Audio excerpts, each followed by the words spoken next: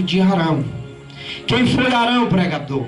Arão, que Deus escolheu para ser o sumo sacerdote do templo. E o que o sumo sacerdote fazia? Você vai entender que o sumo sacerdote, ele era um personagem único dentro do arraial de Israel. Primeiro, ele se vestia de um colete sacerdotal com 12 pedras. Esse colete identificava a sua autoridade. Segundo, por baixo ele tinha uma espécie de uma blusa chamada de éfode. Esse éfode era de lã puro. O sacerdote não poderia vestir qualquer coisa. O sacerdote não poderia comer qualquer coisa. E outra coisa, o sacerdote tinha que morar no templo. Ele tinha que ter a vida 24 horas voltada para Deus.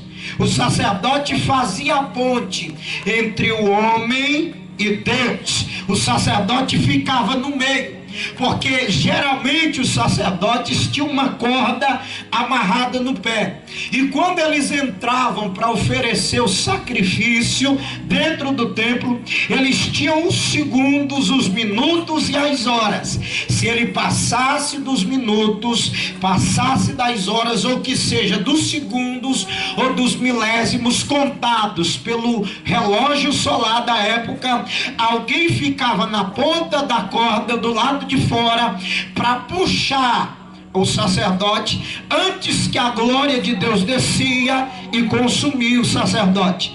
Então ele tinha um papel de pegar o sangue, pegar a ovelha, pegar o pombo e sacrificar a Deus, oferecendo pelo pecado do povo. Ou seja, era uma espécie de purificação.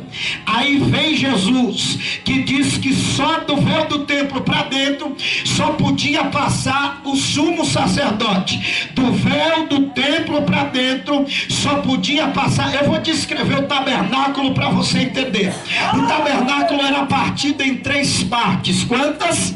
3. Quantas? 3. Primeiro, o chamado pátio exterior, que era o lado de fora, ficava o altar do holocausto, ficava a pia de bronze, porque antes do sacerdote entrar, ele tinha que lavar as mãos, purificação. Segundo, ele tinha que sacrificar. Ninguém entra na presença de Deus sujo. Ninguém entra na presença de Deus sem sacrifício. E tem muita gente que vem para a igreja de mãos abanando: pregador, mas eu não trouxe oferta. Mas veio igual eu vim ofertar o meu glória, eu vim ofertar a minha pregação, eu vim ofertar a minha oração. Nós nunca devemos chegar diante da presença de Deus de mãos vazias. A Bíblia diz que eles chegavam, sacrificavam, lavavam as mãos e entravam no pátio interior. E o que tinha, pregador? À direita o candelabro, à esquerda a mesa da proposição e à frente a mesa de incenso. Primeiro, o candelabro simbolizava a luz dentro do tabernáculo, a luz dentro da tenda da congregação. Segundo, a mesa simbolizava a oferta de cereais e na frente simbolizava o incenso. Incenso na Bíblia fala de adoração. Aí Deus dizia assim para o sacerdote: dentro do templo o altar do incenso vai queimar 24 horas, vai exalar o aroma da adoração. Só que na frente ficava o chamado véu do templo. Quando se passava esse véu, tinha contato com o altar, e no altar estava a arca, e dentro da arca estavam as tábuas da lei, estava a vara de Arão e estava o maná. A vara simboliza ministério, as tábuas simboliza a palavra e o maná simboliza a providência. Só poderia passar do véu do templo para dentro o sumo sacerdote. Por quê, pregador? Porque ele era sumo, ele era acima de todos. Só ele poderia representar a humanidade a Deus. Se não tivesse Cristo, hoje nós não poderíamos poderíamos orar e falar direto com Deus. Se não tivesse Cristo, hoje nós não poderíamos pedir a Deus. Se não tivesse Cristo, hoje nós não poderíamos sentir a Deus. Por quê, pregador? Porque só o sumo sacerdote poderia fazer isso. Aí vem Cristo, sobe na cruz, ele é pregado, e lá de cima ele diz assim: eu pago a dívida, eu viro a ponte, eu uno o homem a Deus. Não entendi, pregador? Naquele instante que ele expirou, o véu se rasgou, para que hoje eu e você pudéssemos estar aqui sentindo a presença dele, adorando a ele. Aleluia. Esse era o papel de Arão.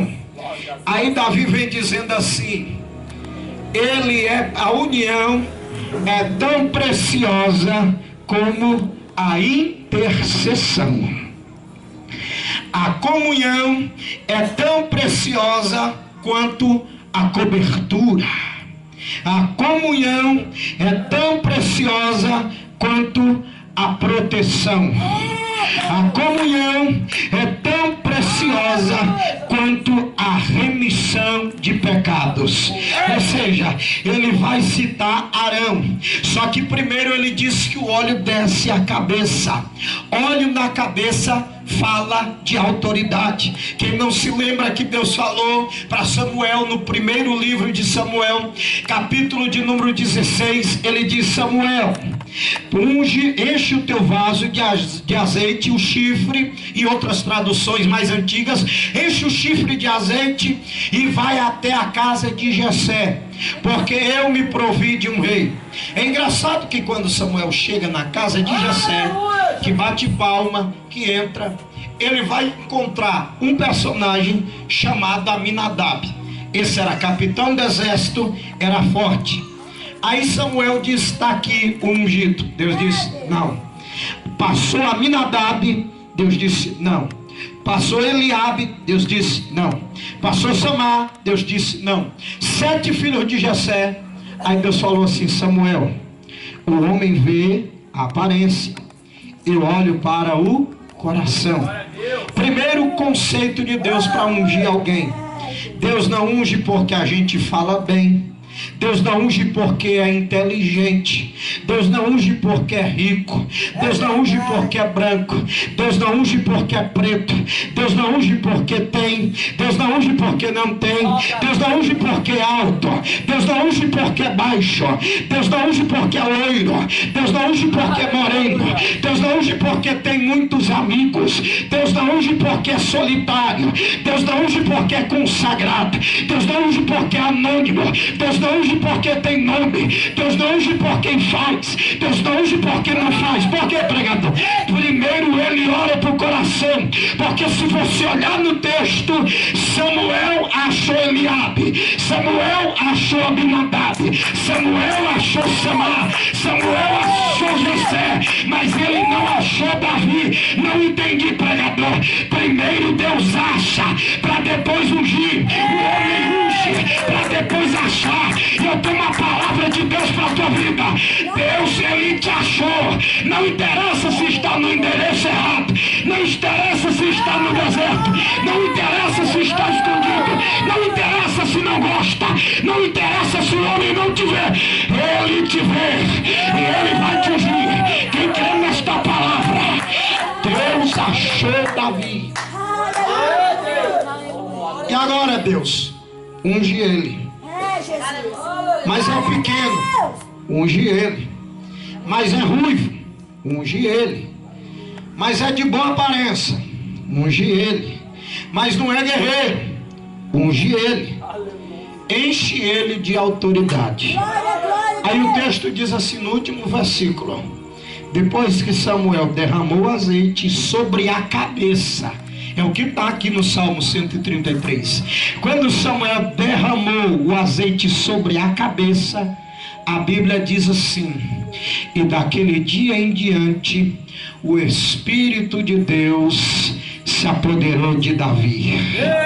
Então Samuel se levantou e se foi para Ramá.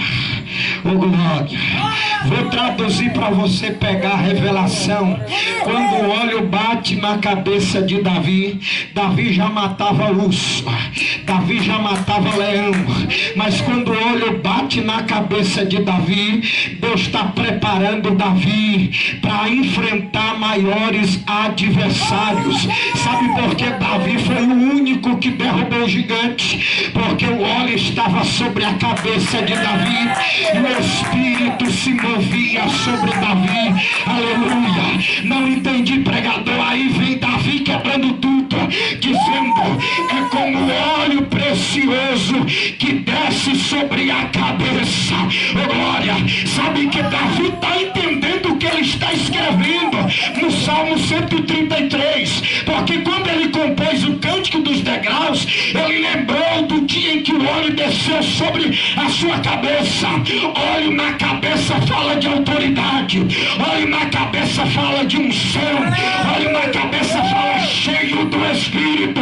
Não adianta querermos dobrar o joelho e dizer: Deus me enche, Deus me enche, Deus me enche, se não tivermos comunhão, se não tivermos união, se não tivermos ação de união dentro da casa de Deus. Glória a Deus, aleluia. Para encerrar, olhe para cá. Deus é maravilhoso, Senhor. A importância da união no Salmo 133, ele diz assim: o óleo bate na cabeça, mas ele sai pela orla. A orla na Bíblia significa santidade, porque o personagem que Davi está descrevendo no Salmo 133 é Arão. E Arão se vestia o éfode e até o meio da canela, que era a orla do éfode. Então, quando o óleo bate na cabeça, que enche de autoridade e escorre pela orla, simboliza a santidade. Orla na Bíblia fala de santidade. Orla na Bíblia fala de glória. Quem é que não se lembra da visão que Isaías teve? Eu vi o Senhor assentado em um alto e sublime trono, serafins e querubins voavam sobre ele, e a orla do seu vestido enchia todo o templo. Orla na Bíblia fala de glória. Aqui Isaías está vendo a glória de Deus sobre o templo. E orla na Bíblia, pregador, fala também de milagre. Quem não se lembra que tinha uma mulher que há 12 anos o sangue dela não estancava? A Bíblia diz que ela gastou tudo que tinha com a medicina. A Bíblia diz que ela acabou as suas riquezas procurando a cura, procurando o milagre. Um dia ela ouviu falar sobre Jesus, só que a multidão era tão grande. Como é que ele vai falar comigo? Como é que ele vai orar por mim? Como é que eu vou chamar a atenção dele? Não tem como. Só tem uma coisa a fazer. Ela foi driblando por debaixo de todos. Olhe para cá. Essa mulher de fluxo de sangue era impura.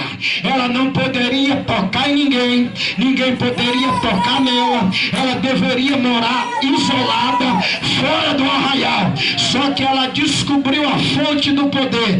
Ela pensou: eu vou chegar perto dele. Se ele não orar por mim, eu trisco na mão dele. Se eu não alcançar a mão, eu trisco na orla. A Bíblia diz que quando ela chegou perto de Jesus, que segurou na orla da sua veste, ela sentiu algo diferente. Jesus parou todo mundo e disse: espera aí, alguém me tocou. Aí os discípulos disseram: mestre, a multidão te aperta, te oprime, e o Senhor vem dizer que alguém te tocou. Jesus: espera aí, alguém me tocou diferente. Porque tocar na minha mão é fácil, tocar nos meus pés é fácil, ouvir a minha voz é agora orla. Não senti que saiu virtude, eu senti que saiu milagre.